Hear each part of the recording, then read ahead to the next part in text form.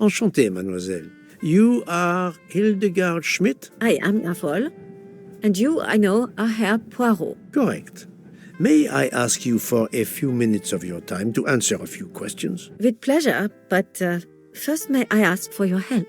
Why does this not surprise me? I don't know. I am at your service, Fraulein. My mistress, Princess Dragomiroff, has asked me to open this traditional Matryoshka doll. There is a trinket inside she must retrieve. Madame, in my experience, each Russian nesting doll simply pulls apart to reveal the next one inside. Indeed. Yet try it for yourself. As you wish. Ah, you are a gentleman.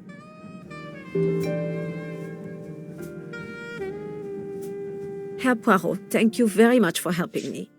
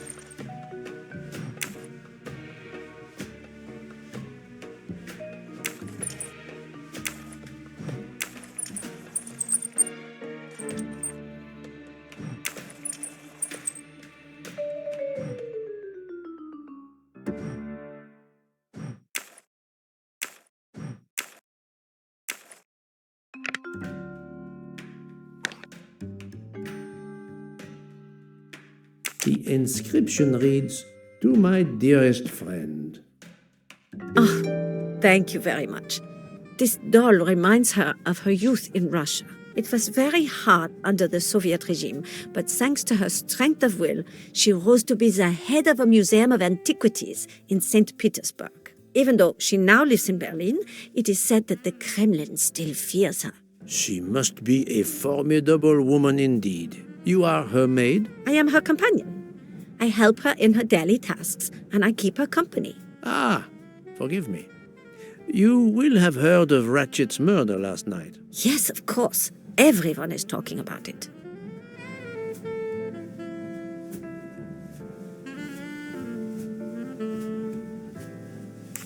Can you tell me how you occupied your time last night? Just after we left Istanbul, I had tea with my roommate, Fräulein Locke. I went to dinner with the princess, and when I returned to my compartment, Fräulein Locke was already asleep.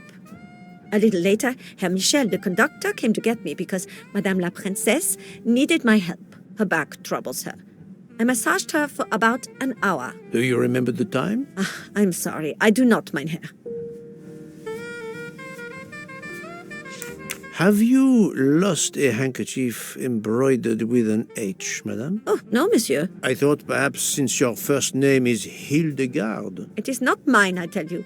I could not afford something so nice. I have no idea who it belongs to. My apologies, I did not mean to alarm you.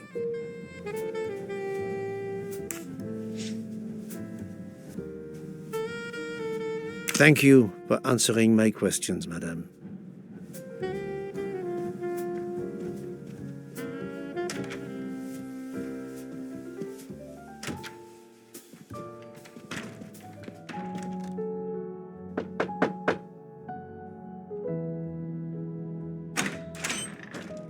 Monsieur, I am Hercule. I know who you are, Monsieur Poirot. What do you want? Answers to a simple question or two. All right, but quickly. My wife is quite ill. I would like to stay by her side. I promise. First of all, I imagine you know about the murder. Of course. The Countess is terribly distressed. Your full name? Rudolph Andreyi. Your home is? Budapest. And how do you come to be aboard the Orient Express? I am a Hungarian diplomat. My family has represented our homeland since the revolution from the Soviet Union in 1956. I was on my country's business in Istanbul. Business which I cannot discuss. And your wife often accompanies you on your diplomatic missions? Yes, and why not? Was there anything else you wanted to know?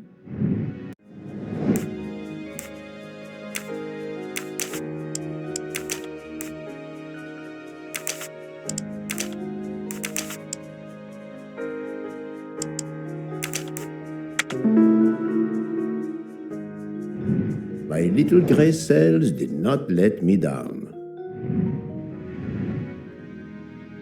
Can you tell me how you spent last night? I was in our compartment with my wife. She went to bed early. I played a video game on my phone.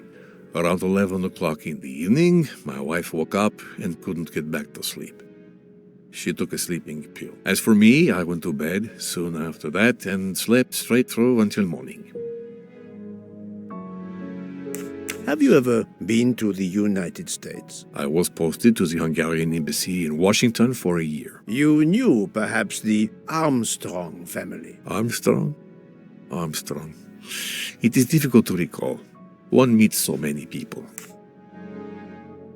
It was the kidnapping of a child, a very sad affair. The culprit was the man on this train who called himself Ratchet, the one who was murdered last night. Indeed. It sounds like justice finally caught up with him. Thank you for your time. Now, I'd like to speak to your wife, if you don't mind. It's impossible. As I told you, my wife is very ill. Thank you, and good luck with the investigation. Eh bien, the good Count does not appear to want me to talk to his wife. Madame Hubbard, may I ask you a question or two? It won't take long. Anything I can do to help.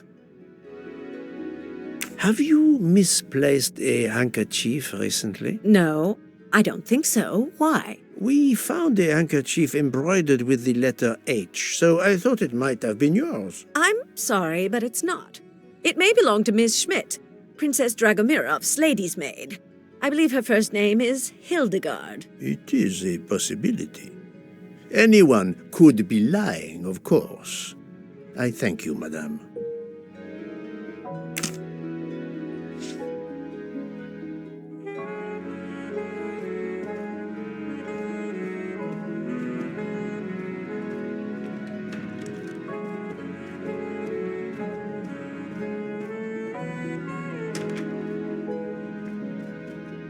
Hello. Can I do something for you? Hello, Monsieur Hardman, I believe. You have heard of the murder? Cyrus Hartman. Yes, and the fact that there's been a murder is all over the train. You do not seem very concerned about it, monsieur. It's not the first murder I've run across. I had no idea the selling of toys was so dangerous. I did overhear you mention at dinner that this is your profession. Toy salesman is a cover. I'm a private detective, just like you, from the U.S.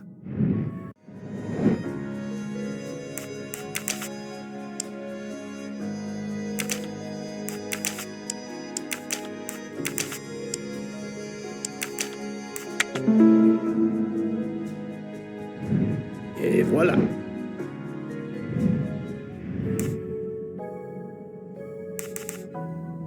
did not expect to find another detective on this train. I just finished a job in Istanbul when I received an email from Ratchet. He hired me to protect him. Something you failed to do. I'm not happy about that. He'd received some threatening letters. I was supposed to watch his back, and yeah, something I failed to do. But he seemed to think he was in more danger when he left the train. He was traveling to Paris? I assume so, but I'm not entirely sure. Can anyone on this train confirm your identity? Yeah, that McQueen kid. Ratchet's secretary. Were you on duty last night? You bet. I kept my door open a crack and I watched all night. No one entered that car who didn't belong there. Did you see anything in particular? The conductor, Michel, he was there most of the time too, except for 15 minutes or so after we left Vinkovsky. He must have answered a call from Ratchet's room. Then he was absent again for a while around 1 a.m. After that, he didn't move until 5. Monsieur Ardman, have you heard of the Armstrong case? Armstrong? The kidnapping 3 or 4 years ago? Who hasn't? Why? Ratchet's real name was Cassetti. I have reason to believe he was the kidnapper. What? He killed that little girl? No, I didn't know. If I had known, I wouldn't have taken the job. Do you have any idea who was behind the threatening letters? I don't know his name, but Ratchet told me he was a small man. Dark hair, with a womanish kind of voice. Oh, thank you for your help.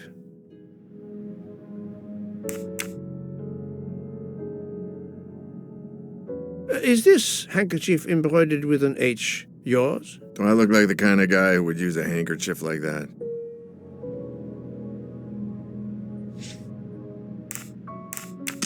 Thank you for answering my questions, Monsieur Ardman. Listen, Poirot. I know I fell down on the job, but if you need help, any at all, let me know. I'd like to make it right.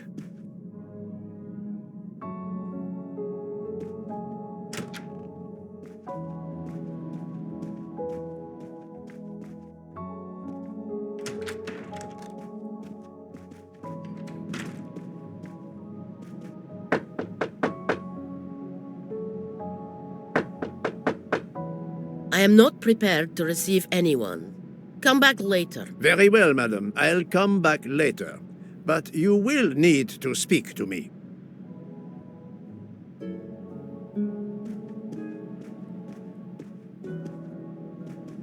So, my friend, have you finished your investigation? No, but I have managed to solve a few mysteries. Okay. I stay here to watch this young lady.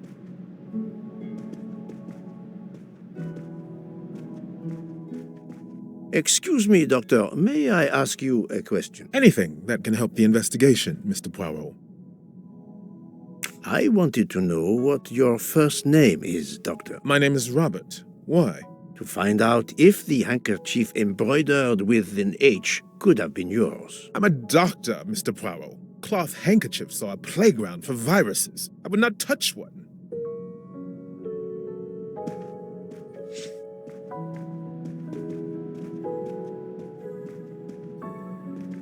I hope your investigation is going well, Mr. Poirot.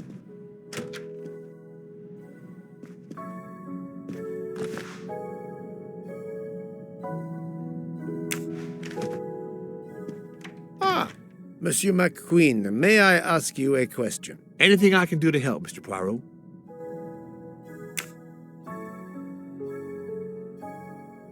This handkerchief embroidered with an H, is it yours? No, I don't use cloth handkerchiefs.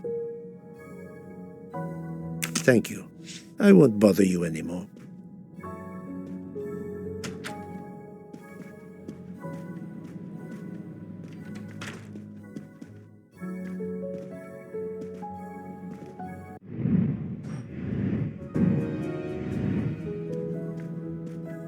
I hope your investigation is going well, Mr. Poirot.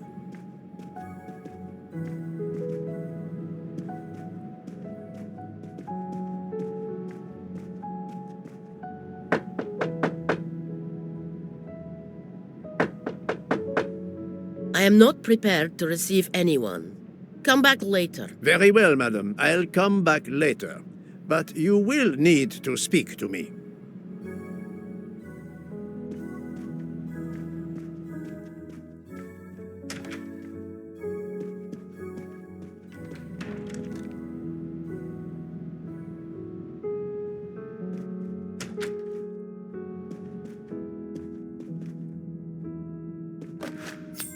Ha-ha!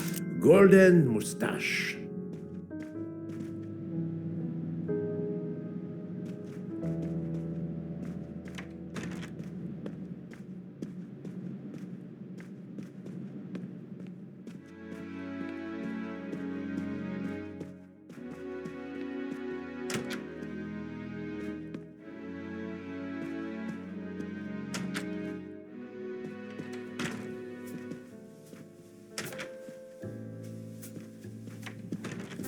Did you need something else, Monsieur Poirot?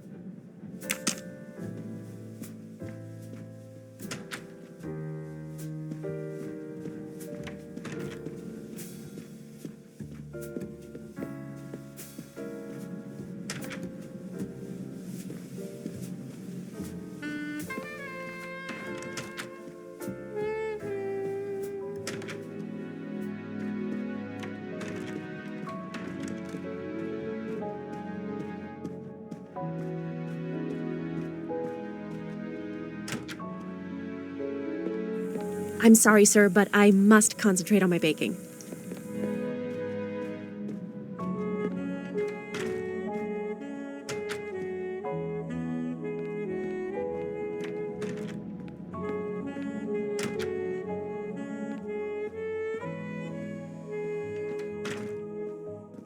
Sorry to bother you, Monsieur Maury. I have a question to ask you. Please make it quick.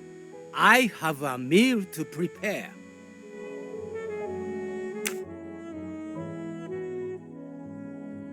This handkerchief embroidered with an H, is it yours? No, I've never seen it before. Thank you. That is all I wanted to know. I hope your investigation won't interfere with today's menu.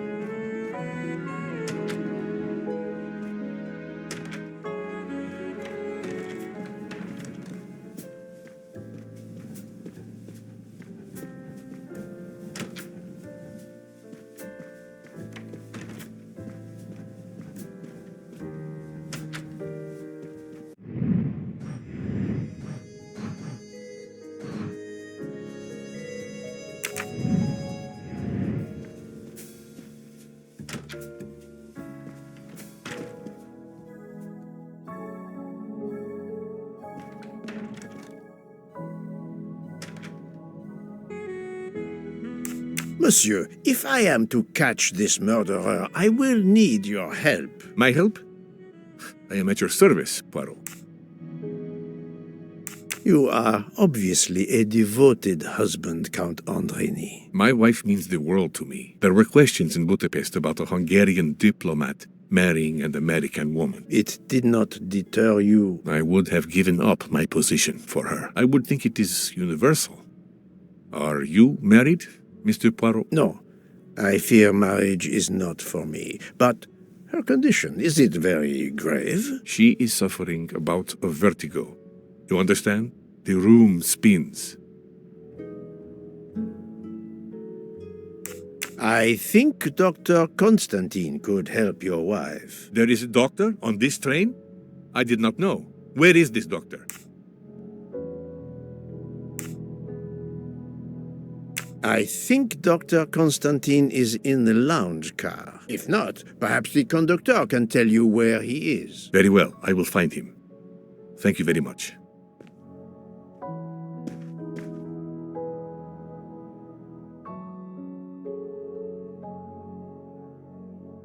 Forgive me for intruding, madame. I am Hercule Poirot. I know who you are, Mr. Poirot. I overheard you send my husband on a wild goose chase. Your husband cares for you greatly, madame. I apologize for exploiting that fact. But the situation is urgent, and I need to ask you a few questions. Apology accepted. I realize you must speak to everyone. This horrendous murder. It's very upsetting. That is a beautiful music box. Please don't touch the music box. It's a fragile family heirloom. Your accent, is it American? Boston, perhaps? You have a good ear, Mr. Poirot. Yes. Born and raised in what we call the Back Bay. Are you in the diplomatic service like your husband? No, not officially. I was still in college when I met Rudy 2 years ago. I keep myself busy handling his scheduling, travel, appointments. Ah, what is the saying? Behind every great man there is a great woman. That was the saying. Today one might reverse the sentiment as well, don't you think? Of course, I stand corrected.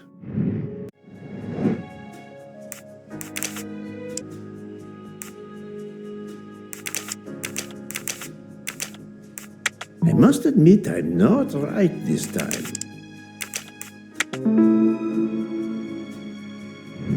Et voilà. A handkerchief embroidered with an H was found at the crime scene. By any chance, does your first name begin with an H? No, my first name is Elena, with an E. Can you tell me what you did last night? Well, my husband and I went to dinner. Then we came back here. We went to bed around 10 o'clock. I tried to sleep, but I couldn't, because of the shaking of the train. I suffer from vertigo. I finally took a sleeping pill, and that did the trick. When did the train's motion prevent you from sleeping? Between midnight and 2 a.m. I know because I must have looked at my watch about 10 times. I see.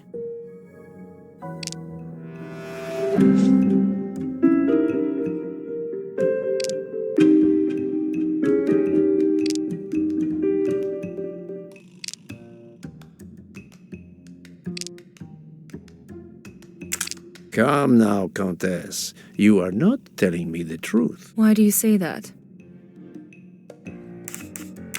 The train stopped at 12:30 a.m. due to snow. So there was no shaking of the train. But you told me that it was the shaking that prevented you from sleeping. I don't know, you're confusing me.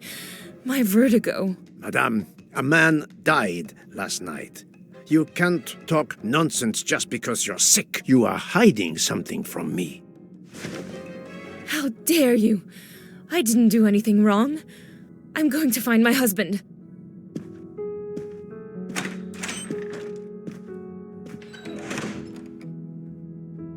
That was unkind, I know, but my strategy worked. I can now inspect this room in peace.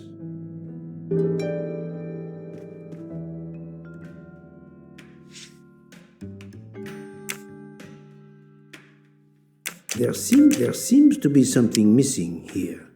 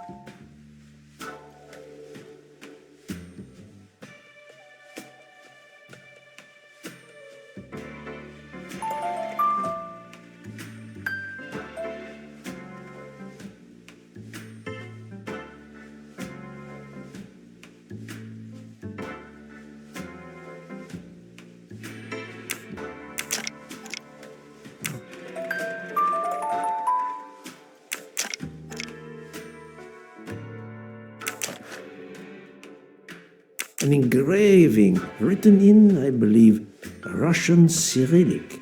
It looks like a first name.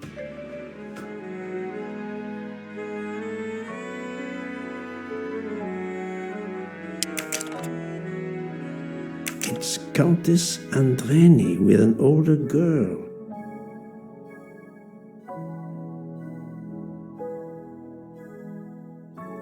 For my beautiful young ladies, Helena and Sonia. Helena with an H. Poirot! Have you no shame?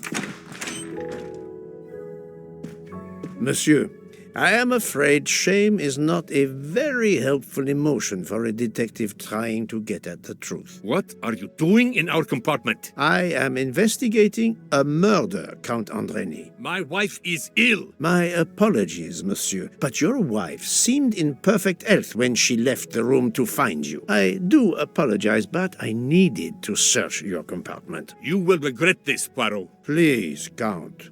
You aren't going to challenge me to a duel, are you? Countess, I'm afraid I took the liberty of inspecting your little music box. How dare you? The message in the medallion was addressed to you and Sonia. Sonia Armstrong, your older sister, the mother of Daisy, the murdered child. I am a Hungarian diplomat. You have no official standing here. You have no right to search. No, Rudolph. Let me speak. It's useless to deny what this gentleman says. I am Helena Goldenberg, the sister of Sonia Armstrong, and Daisy was my niece.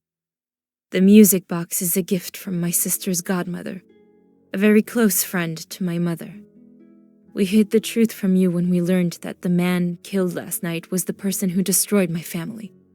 I panicked. I didn't want to be accused. That is also why you lied about the H in your first name? Exactly. Your ferreting about looking for the H is obviously part of your investigation. If I found a handkerchief in Monsieur Ratchet's room embroidered with an H, I might suspect you had been there. A handkerchief? I don't have any handkerchiefs embroidered with my initial. To be honest, that sounds awfully old-fashioned to me. I give you my word of honor that last night, Helena never left her compartment. My wife is telling you the truth, Poirot. I hope so. I'll let you rest. The matter of the H on the handkerchief still needs clearing up. But first I should check the inscription on the back of the medallion.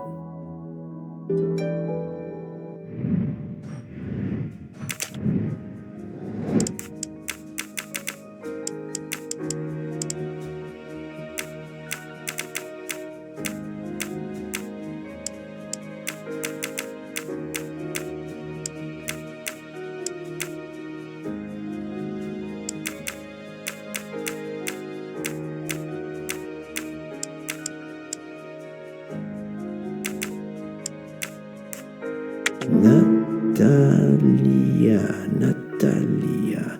Would it be Natalia Dragomiroff? She is the only Russian passenger on the train. In addition, her first name begins with an H in Cyrillic. That was easy.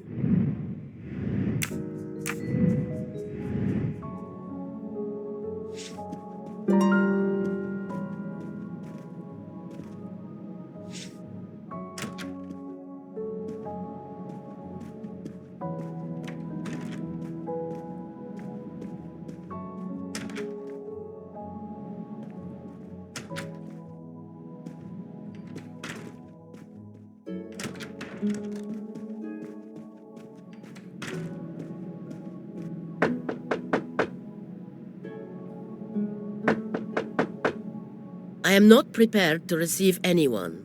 Come back later. I'm sorry, madame, but a man has been murdered. I must ask you a few questions. You must have misunderstood me. I cannot speak to you just now. Madame, I know that Sonia Armstrong is your goddaughter. Come in, please. Please forgive my intrusion, madame, but I really must ask you some questions. Then ask. I'll answer if it pleases me. We have not been properly introduced, yet I have observed her a couple of times, so I can already deduce some things about her.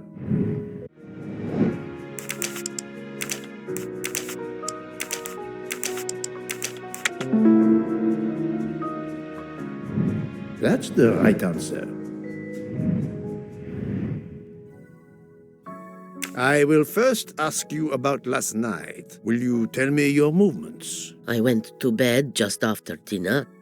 I read until 11, then tried to sleep. Later I awoke. What caused you to awaken? I suffered from back pain, a consequence of old age interfering with an active life. I called Schmidt around 12:45 a.m. to give me a massage. She did so until I fell asleep. How long was she with you? A good hour, I would say. I see. The first initial of your first name, Natalia, in the Cyrillic alphabet looks exactly like the letter H in the Latin alphabet. I'm Russian, Monsieur Poirot, and I was the head of a museum of antiquities in St. Petersburg for decades, until I moved to Berlin recently. I'm familiar with Cyrillic. This handkerchief is yours, isn't it? Yes, indeed. I lost it. It was found in Monsieur Ratchet's room. Can you explain to me why Madame Schmidt didn't identify the handkerchief? She must have known it was yours. Possibly to protect me. She is very loyal. Your next question will be, how did my handkerchief come to be lying by a murdered man's body? My reply to that is that I have no idea. That is not an answer, madame. It is all I am able to give you. I must tell you, Princess Dragomiroff, I have discovered something astonishing. And that is? You are Sonia Armstrong's godmother. You make that sound like a revelation. I have never hidden the fact, monsieur. You knew Colonel Armstrong well, then? I knew him slightly, but his wife, Sonia Armstrong, was my goddaughter. I was on terms of friendship with her mother, the actress Linda Arden. Linda Arden was a genius, one of the greatest tragic actresses in the world. I was not only an admirer of her art, I was a personal friend. Very well. But this links you to the Armstrong kidnapping case. Helena Andrenyi is the sister of Sonia Armstrong, the late mother of Daisy Armstrong, kidnapped and killed by the man who was murdered on this train, Ratchet. Indeed. Was it he? Then justice has at last been served. Allow me to summarize. Do I have a choice? First coincidence, I shall call it. You are close to the Armstrong family, and the presumed assassin of Daisy Armstrong was killed while you were on board the same train. Second coincidence. Your handkerchief happens to be found at the foot of the victim's bed. Third coincidence.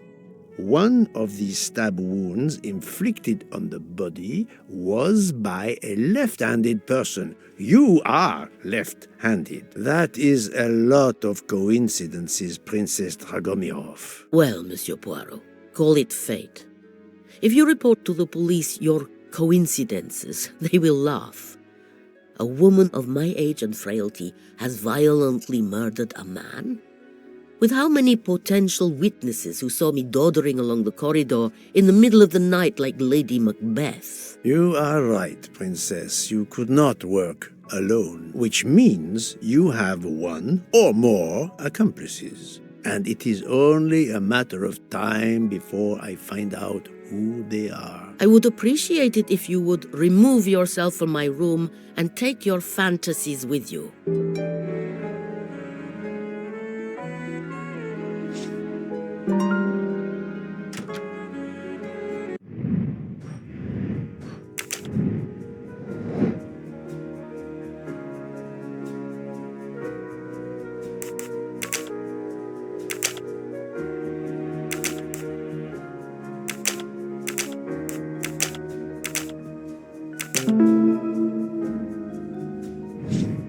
Voila.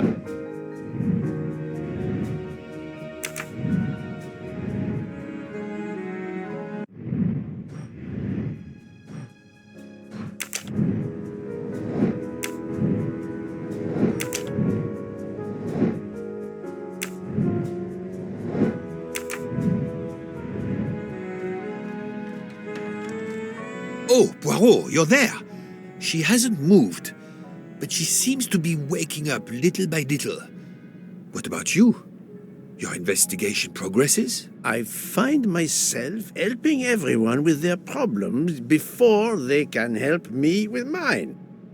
I have shifted boxes, helped with hangovers, repaired an orange juicer, unlocked some Russian dolls, all so my investigation can proceed. Don't forget the dessert recipe. How can I? Truly, the labors of Hercules. My friend, I would rather clean out the Orient stables. Yet, I have managed to solve a few mysteries. Oh, tell me everything.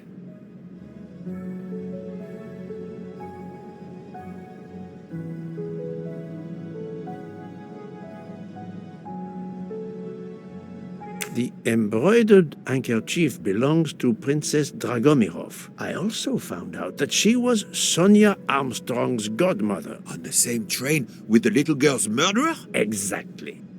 Also, Helena Andrenyi is the younger sister of Sonia Armstrong, Daisy's mother. Another passenger connected to the Armstrong case? Yes, Book. What are the odds, do you think?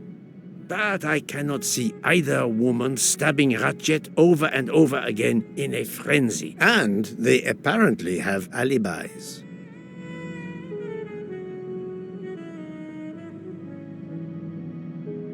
I had 3 theories concerning the broken watch. It could have been tampered with. It could have been out of adjustment before the murder. Or, of course, it could indicate the actual time of the murder. The only hypothesis I could rule out was that the watch was out of adjustment. For the others, they are impossible to verify. So the watch is of little use to the investigation. And I was convinced that it indicated the time of the crime. 2 women involved in the Armstrong case. Let us not forget our patient here.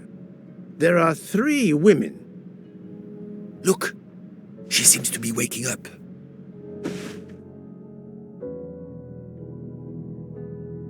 What's happening to me?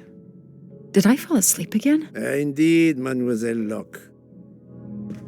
Did you take any medication? Sleeping pills, for example? No, I never use sleeping pills. I inspected your cup. You can clearly see that there is a residue of something at the bottom. I'm sure a lab test would confirm you were drugged. Most likely an overdose. That would explain your battle to shake off the effects. You think Fräulein Schmidt did it? She certainly had the most opportunity, but why would she? But no one knew who I was. It's impossible that someone deliberately targeted me.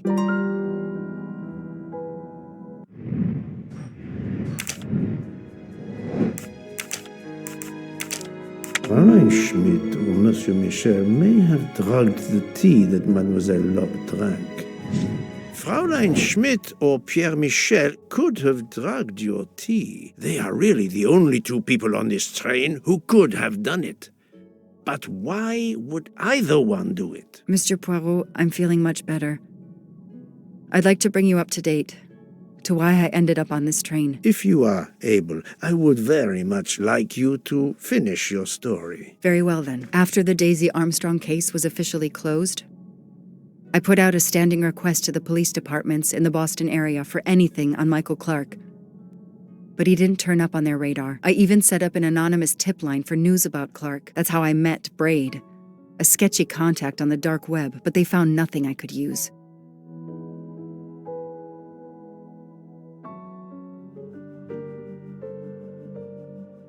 Four long years passed without anything new. Every day I looked at the evidence board I put up in my apartment bedroom. Then this morning, a police report landed on my desk that changed everything. I paid a visit to the police property room and took home a box full of clues. There was his name. Michael Clark.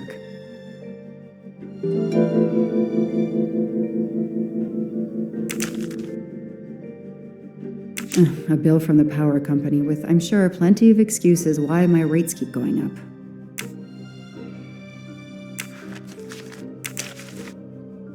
Travel. For the discriminating traveler. Also for the overworked detective who never seems to have time for a vacation. Well, I can dream, can't I?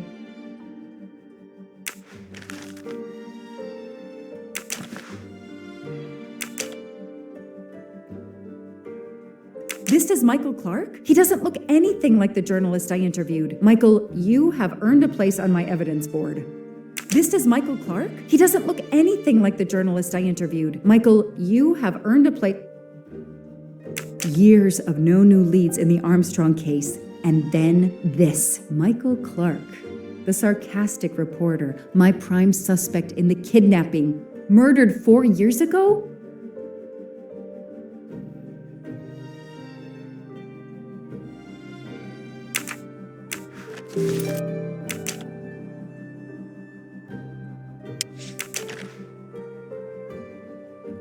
The lab team found this keychain in the cabin, but they wouldn't have bothered to examine the keys once the DA shut down the investigation. The keys were just tossed in the evidence box along with everything else. It's too unusual not to demand a closer look.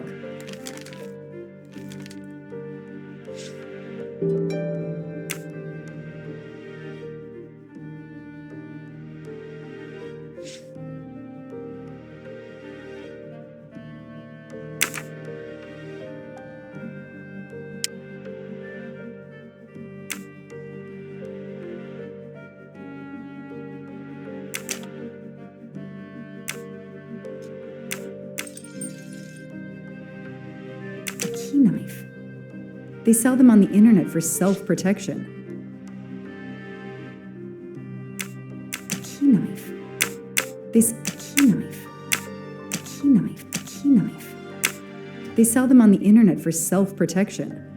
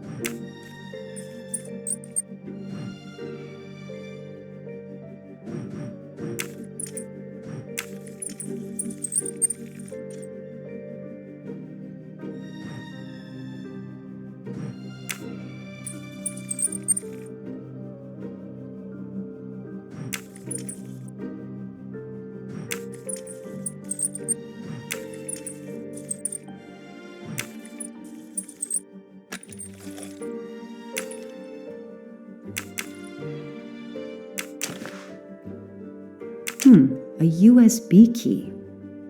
Let's plug it into my PC and see what nasty little secret it contains.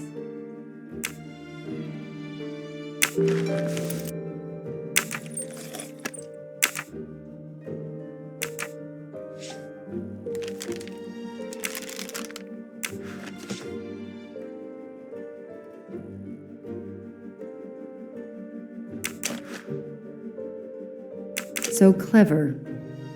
All that evidence, and yet no DNA found.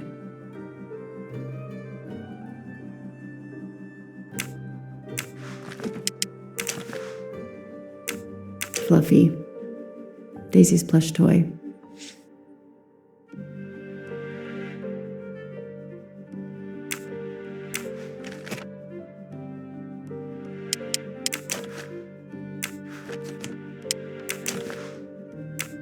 Suzanne's hair, so conveniently left in the cabin for us to find. It was planted. I knew she was innocent.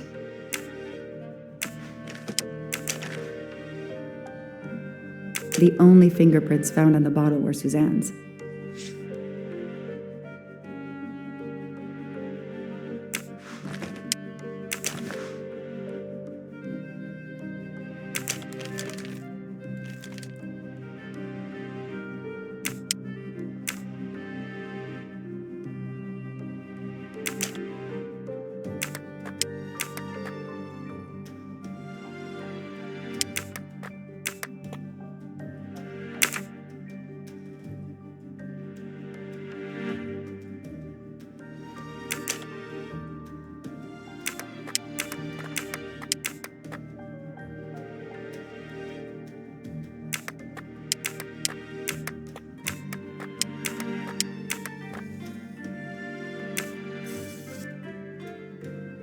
What do they call this?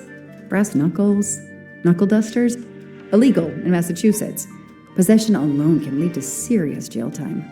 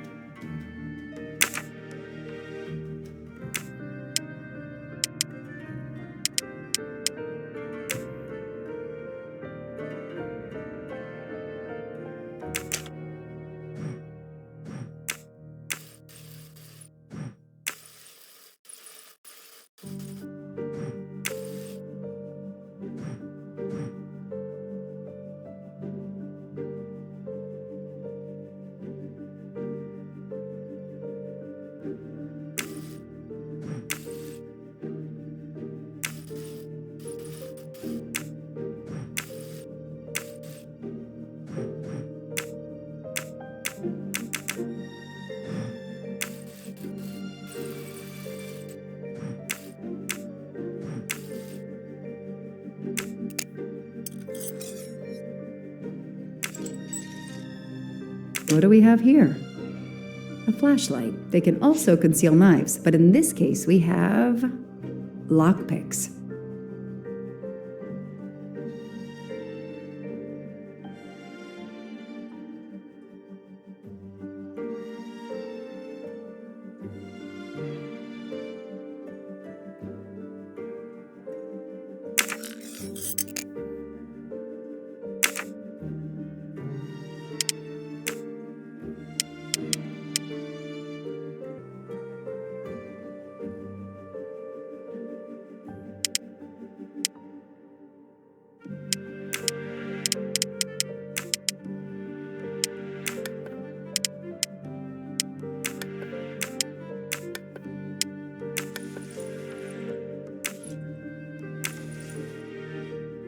What do we find?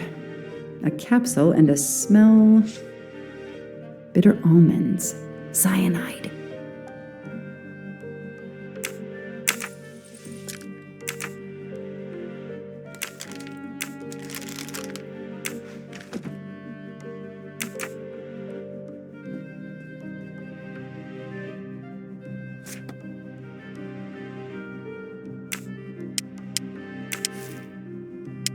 I knew it!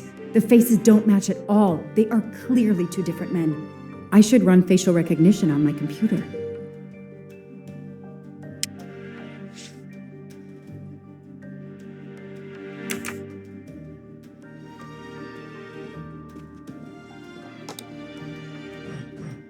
Okay, the real Michael Clark has been dead for years. Let's see if the photo of the fake Michael Clark matches someone in the database of known criminals. I've tried this several times in the past few years, but came up empty. Maybe whoever he really is has finally made a mistake. That could be him, but he looks pretty different.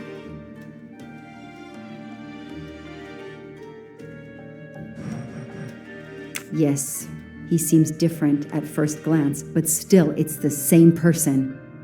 Okay.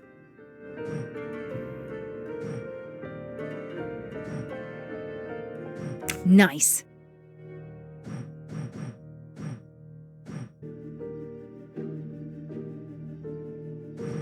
He's changed his appearance a lot. Probably had some plastic surgery on his nose, but there is no doubt it's the same person. Let's see why he was arrested. Mr. Ratchet, you didn't just steal statuettes. What recent information does the database have on you?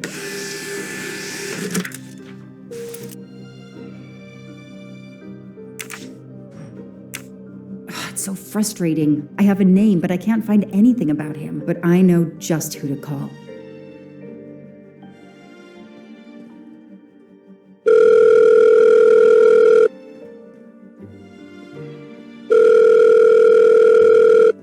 Robot Defense League, we are monitoring this call. Hello, Braid. Long time. Oh, Joanna. Hey, how may I assist you? I need you to search the dark web. Yeah, can you narrow that down a little? Because it's pretty big and pretty dark out here. Could you find intel about a Samuel Ratchet? Samuel Ratchet. Got it. Bad dude? They don't come worse. Send me what you find by email. Alright, hang on. Okay. Yeah, okay. Nope. And okay. Oh, this might be something. I gotta do a deeper dive, but you should find this interesting. Could be coincidence if I believed in them. Emailing details. Domo arigato, Mr. Roboto. We're here to save mankind. Oh, it's a cookbook.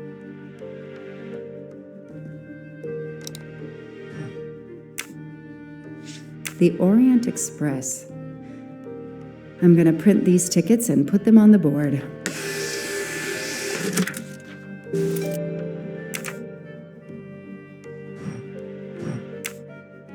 Shaved off the Metro beard.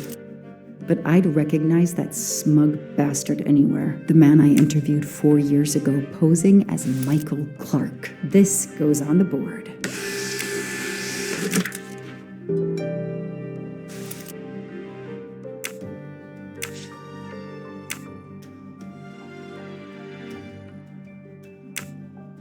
Maybe they needed to show the ransom to someone to check if the serial numbers were still on record. I'll print them, and on the wall they go.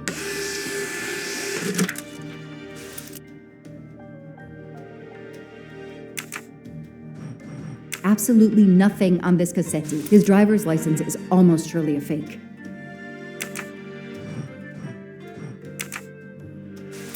I know I have to stop printing. It's bad for the planet.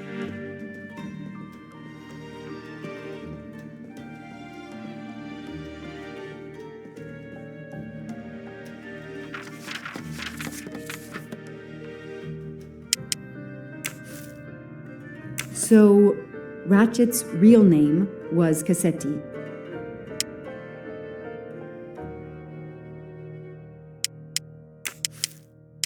These tickets were all booked by McQueen.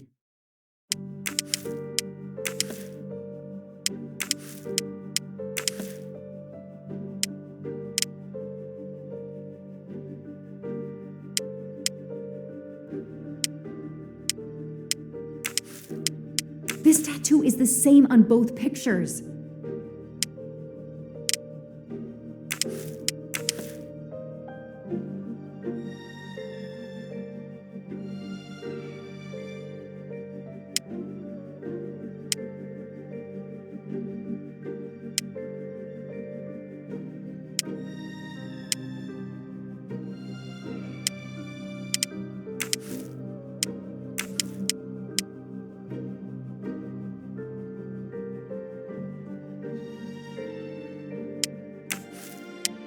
The person traveling with Ratchet has the same last name as my district attorney during the Armstrong case?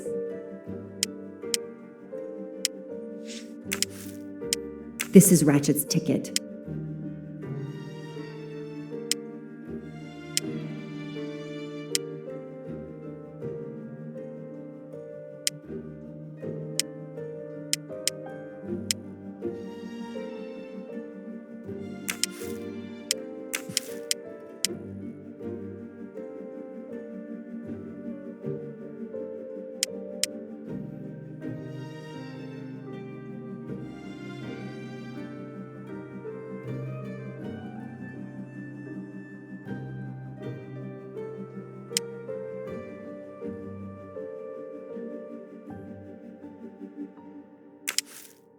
The DA resigned soon after the Armstrong case. It haunted him just as it has haunted me.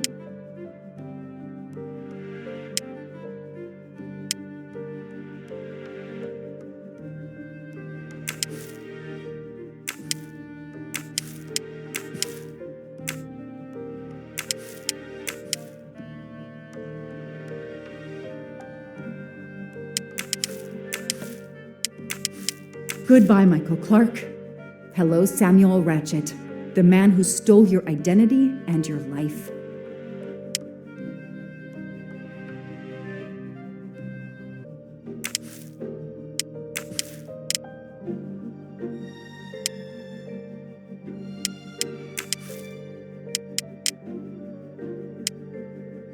As Ratchet is alive, the dead man can only be Noah.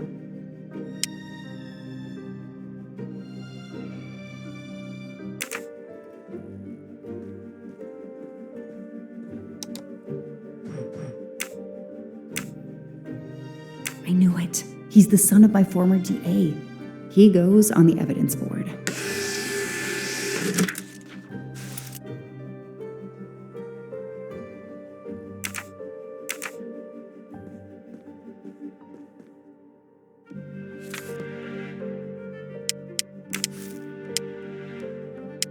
Hector McQueen is the son of District Attorney McQueen.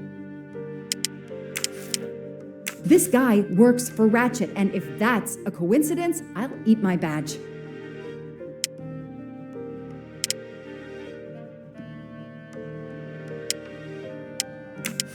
Here's what Hector McQueen looks like.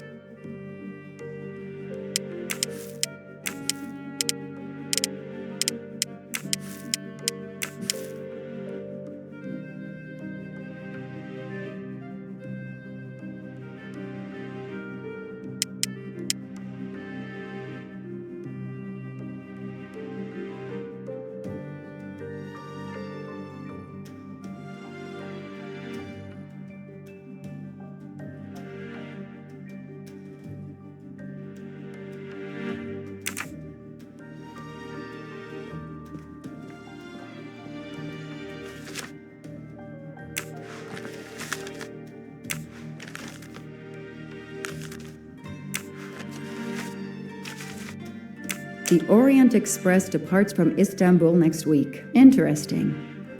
I'll put it on the board.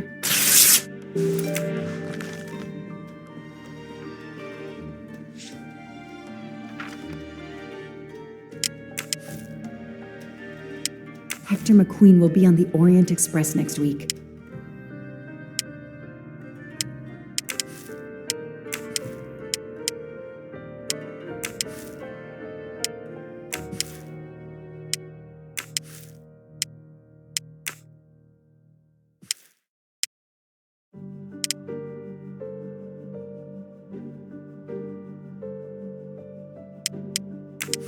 Next week, a certain Edward Masterman will be on the Orient Express. Ratchet will be traveling on the Orient Express in a week.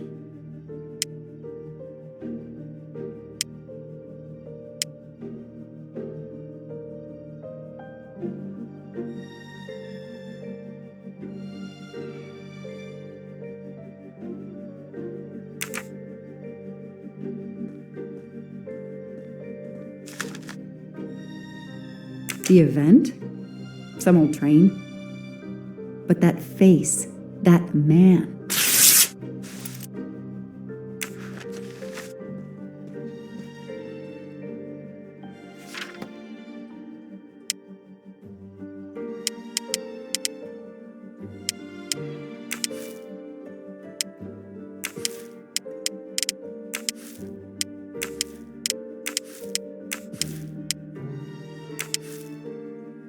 I know that face. That's John Armstrong's driver.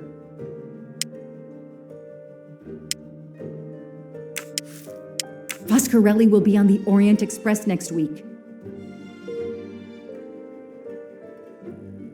Damn! Ratchet is taking the Orient Express next week. McQueen, the district attorney's son, is too. Foscarelli, the Armstrong chauffeur, is too. It can't be a coincidence. McQueen and Foscarelli must have decided to take revenge and will undoubtedly attack Ratchet on this train. I have to be on the Orient Express to stop them. And above all, I must stop Ratchet. But I can't do it in Istanbul because there's no extradition treaty with the United States. Ratchet can never be judged in the US without an extradition treaty. I'll have to wait until he's in Paris to have him arrested.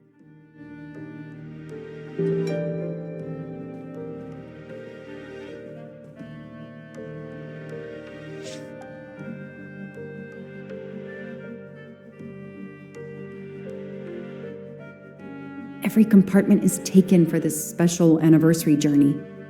It's impossible to find a ticket. What can I do?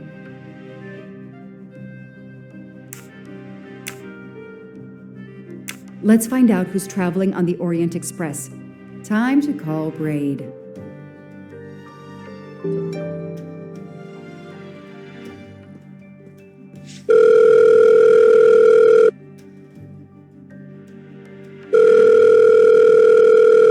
Braid!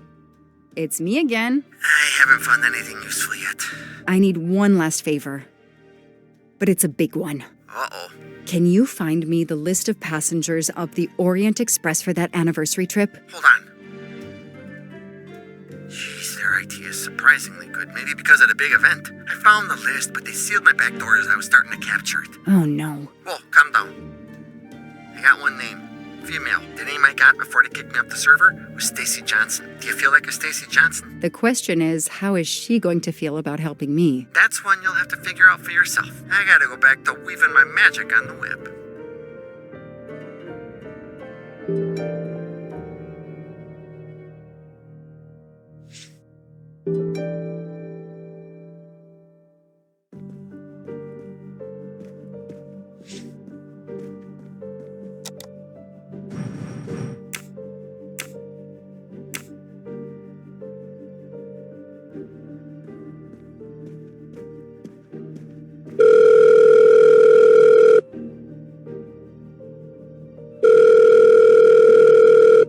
Hello, is this Stacy Johnson? Who's asking?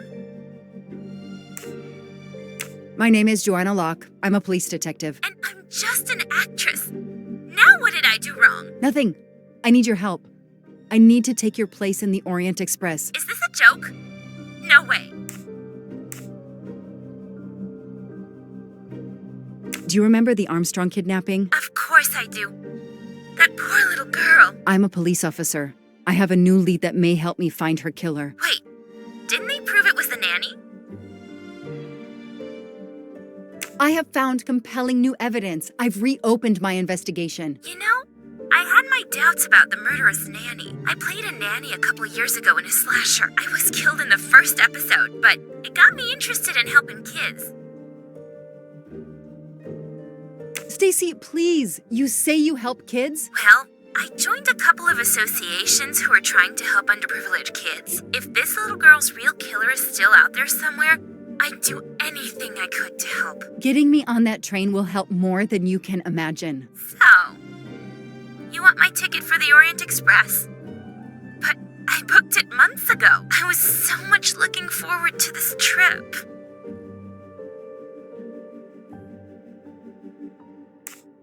Stacy, I can tell you care about kids. Here's your chance to help put this beast in prison for the rest of his life. Think of the publicity for those causes you care about. Think about the kids. The kids? Yeah. All right. We'll do it for Daisy and the kids who suffer. I'll take care of changing the tickets to your name and send it to you. Get him. Make him pay. I will. Thank you so much.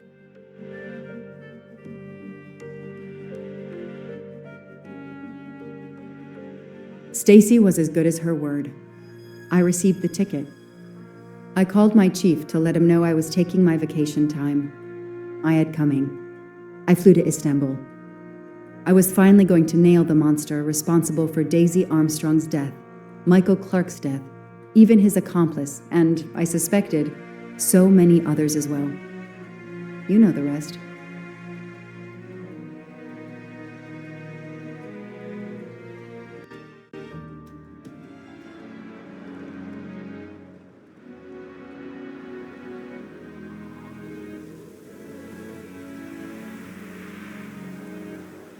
And that's how I found myself on this train.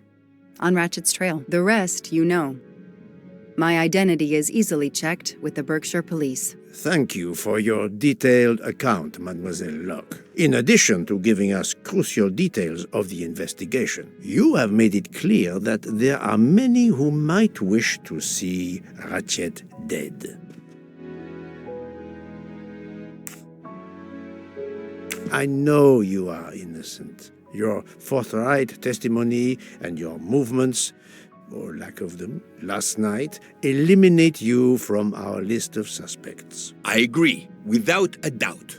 Another detective will be great help to the investigation. Book. Although my friend certainly does not need any help. You are too kind. Thank you for believing me.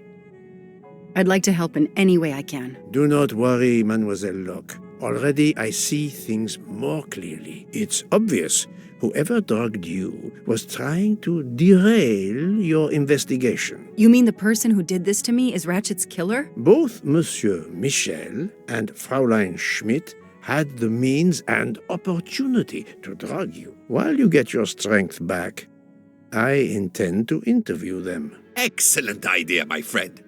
All this excitement has whetted my appetite. I'm sure Mademoiselle Locke won't say no to a good, invigorating meal. What? No. I want to hear what the conductor and Fräulein Schmidt have to say for themselves. It is my duty to ensure the well-being of the passengers. If Dr. Constantine has no objection, I will escort you to the restaurant car. On the contrary, some food will do her the greatest good. Well, I'm still a little shaky. Mr. Poirot, will you please keep me informed about what you learn? You may be certain of it.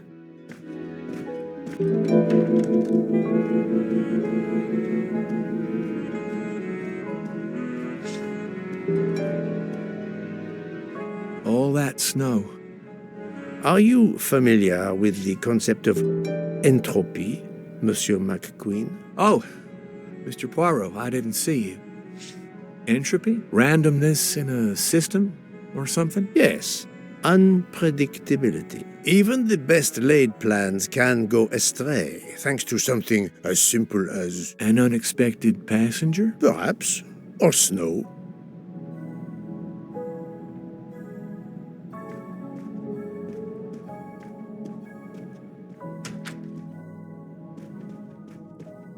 Are you all right, Mr. Poirot?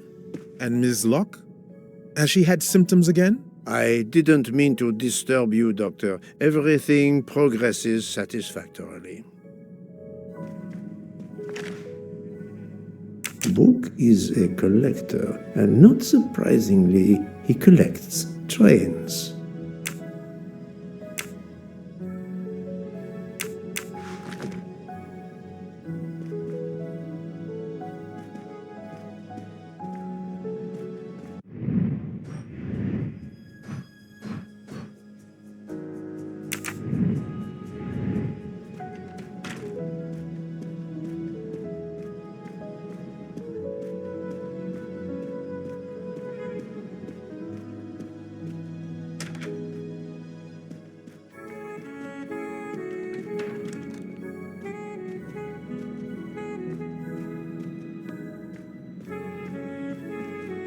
I have nothing to ask them at the moment.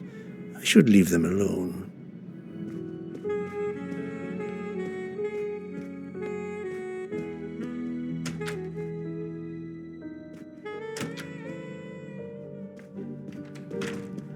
Good evening, Fräulein Schmidt. May I disturb you for a moment? You asked so politely, mein Herr, but I do not think I have a choice. I wanted to let you know that your roommate, Mademoiselle Locke, is awake. Ah, yes, I'm glad to hear that. I was worried about her. Did she tell you what had happened to her? Unfortunately, she doesn't remember much, but we found a residue of a sleeping pill in her cup of tea. Since you two were alone together in your room when she drank it, who else but you could have dragged her? Must I point out I do not make the tea on this train? You should question the conductor or the kitchen staff.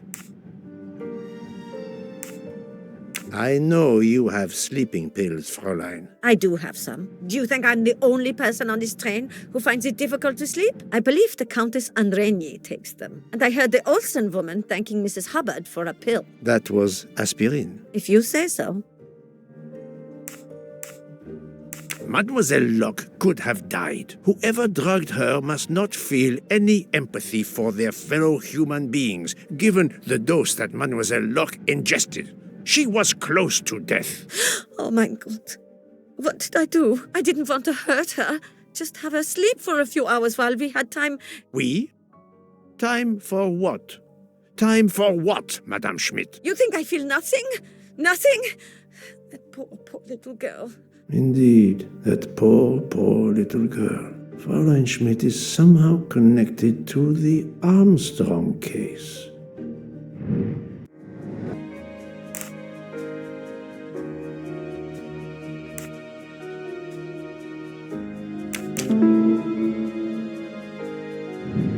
That was easy. Fräulein Schmidt, I have a certain reputation for sniffing out... I am not a murderer. Forgive me, but I was going to say brilliant chefs. You were the Armstrong family's cook, were you not? But... yes. I was the cook of that lovely, lovely family. I'm sorry, but I must ask you to give me some time to collect myself. It wasn't supposed to be like this. My darling, my poor darling child. I will give you that time, Fräulein. You have given me much more in exchange. I must check in with my other suspects to make certain I have all the pieces of the puzzle in my possession.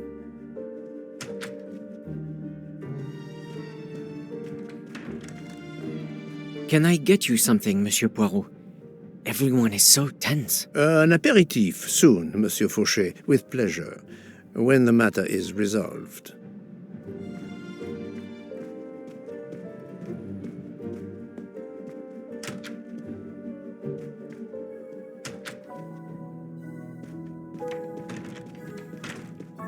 You're right, Mr. Book. This dessert is delicious. I'm glad we didn't wait for dinner. I promise the entrée will be superb as well.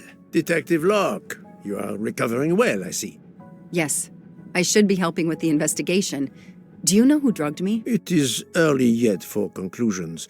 When I return, then we shall see. Do not worry, Poirot. She is in good hands. Hotaru, Freya, and yours truly are looking after her.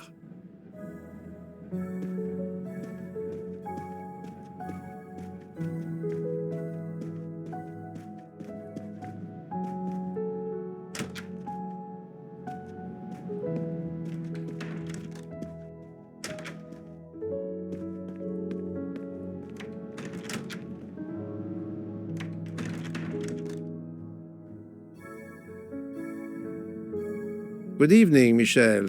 Am I bothering you? You seem stressed. With everything that's going on, I must admit, it's difficult to be relaxed. Of course, I understand. Especially since we know that Detective Locke's tea was drugged before it was served to her. Detective? Come now, Michel. Surely you would have taken the opportunity to search her things and found her badge. Luckily, she woke up and was finally able to tell us her story. Hotaru boiled the water, Jean made the tea. I just brought it. Sir, it could have been any of the staff. Your defense is to accuse others?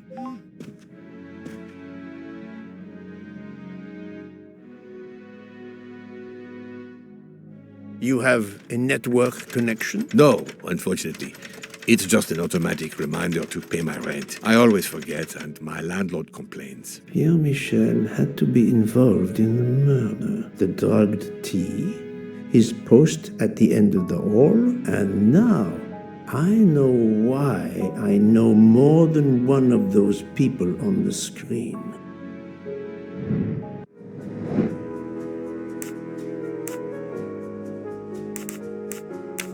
Fantastic.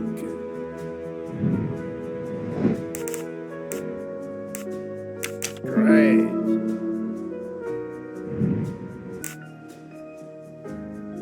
Yes. Et voilà. You are the father of Suzanne Moreau, Daisy Armstrong's nanny. My condolences on the death of your wife. What? But my wife... Enough lies. Suzanne does not bear your name? No. Suzanne's mother and I were divorced. Suzanne kept her mother's name. My most sincere condolences, Monsieur Michel, on the deaths of Suzanne and your wife. This job I loved them, but I was never there for them. Then, a year after the divorce, Solange became ill. Suzanne took her to this special hospital in the US. Got that job as Daisy's nanny. I understand your pain, and the reason that led you to drug Detective Locke. We really can't hide anything from you, can we? Many have been foolish enough to try and keep the truth from Hercule Poirot. Yes, I admit, I drugged the tea. But it was only to keep her quiet, until I could... But she reacted so much to the sleeping pills. She was lucky, as are you, that she didn't die. To be frank, there is one more thing that puzzled me, but I think I understand now.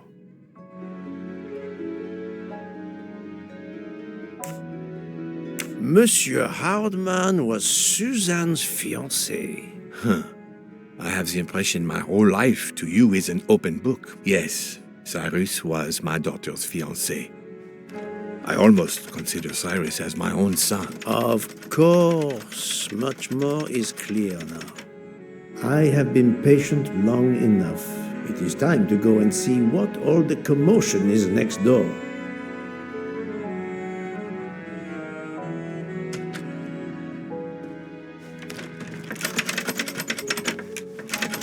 Monsieur Hardman, excellent. The gods who watch over detectives must have trapped you here. Why didn't they watch over me? I'm a detective, too. I was talking to Michelle about a leaky faucet, and I wanted to go out, but, you showed up. No need to invent some preposterous story. But really, Michelle has told me everything. You are the fiancé of Suzanne Moreau, his daughter. Oh. I see. Surely this is not a big surprise to you. No. Suzanne was the only woman I ever loved. And I failed her. We got into a spat. It was nothing, but I was too proud to apologize. We weren't speaking at all. Suzanne never really cared for that guy Noah. She would have forgiven me. If only. If only. If only. A common refrain between lovers who quarrel. Obviously, Pierre Michel and Fräulein Schmidt both drugged Detective Locke's tea, causing the overdose. No wonder she had so much trouble waking up. Time to report my findings to her and Book.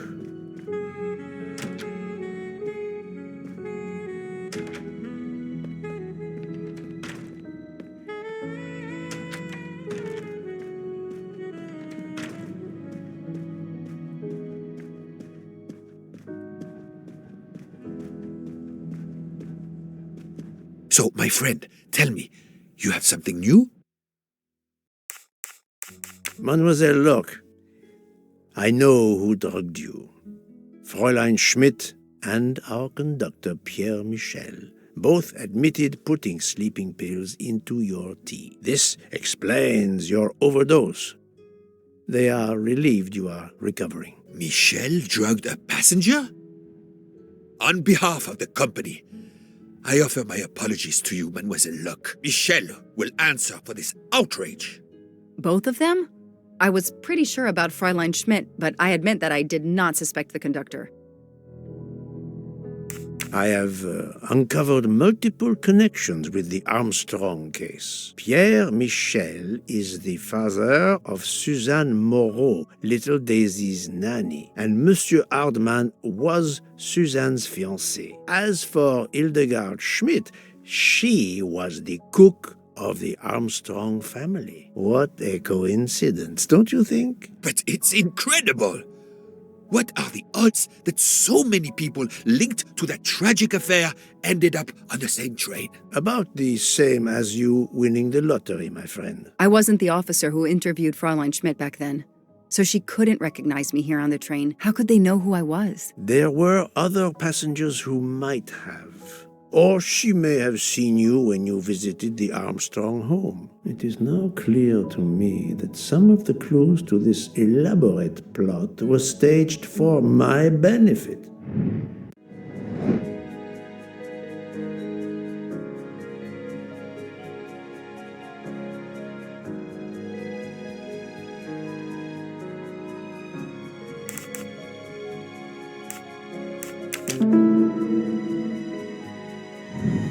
That was easy.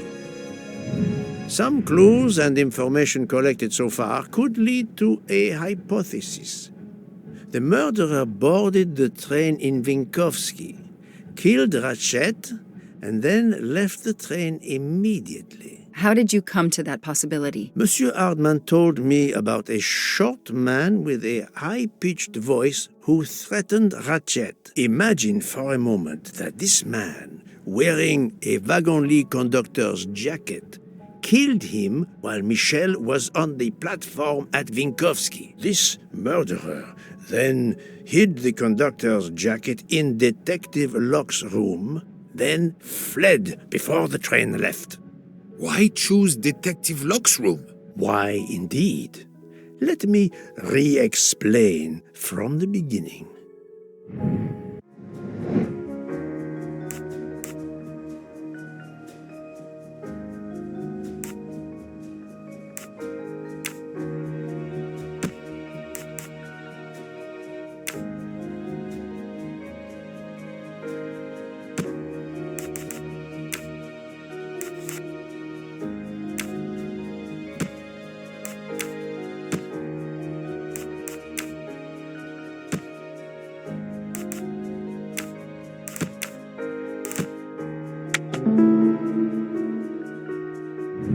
That's the right answer. Mon Dieu! Oui! That must be it! Everything fits so well! It fits too well, my friend. Other clues lead to a second hypothesis, much more plausible.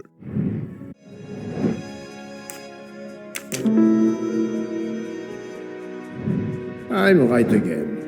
That happens to me a lot. So, we have multiple murderers, all related to the Armstrong case. The murderer from Vinkovsky was a fabrication to turn suspicion away from those on the train. They expected the investigation to be led by some small-town official who could easily be misled.